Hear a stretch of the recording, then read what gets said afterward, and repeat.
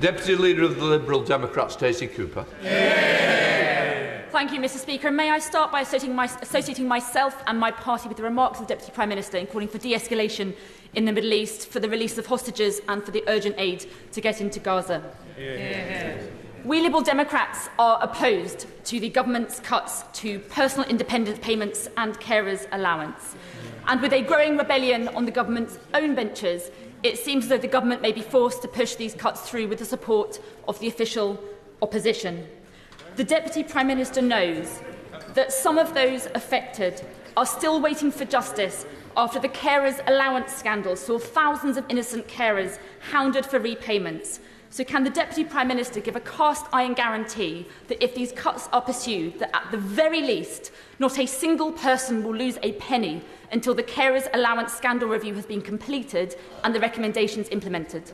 Deputy Prime Minister. Well, thank you for opening comments, Mr. Speaker, and she knows that we've already been taking steps and those steps will continue on the carers' allowance. The welfare system, as she knows as well, is failing people. Labour are the party of work, but we're also the party of fairness.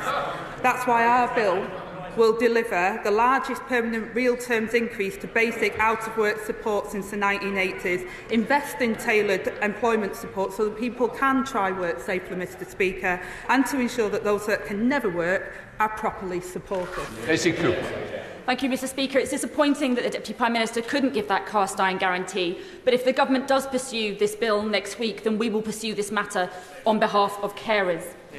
Mr. Speaker, given the reports that the government is giving a green light to President Trump's demands for a state visit to be brought forward to September, does the Deputy Prime Minister agree that the UK should urgently convene talks with the White House in advance of that state visit in order to leverage that state visit to secure US guarantees for Ukraine, including the use of frozen Russian assets, and to secure a joint UK-US message to Putin that together our two countries will not let Putin win his illegal war?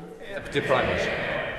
Well, I say, Mr. Speaker, the UK government is always in discussions, negotiations and talks with our US counterparts. We're really pleased that the US President is coming for a second state visit, and we will continue to welcome in that vein and we'll continue to have those discussions. Deputy Abraham.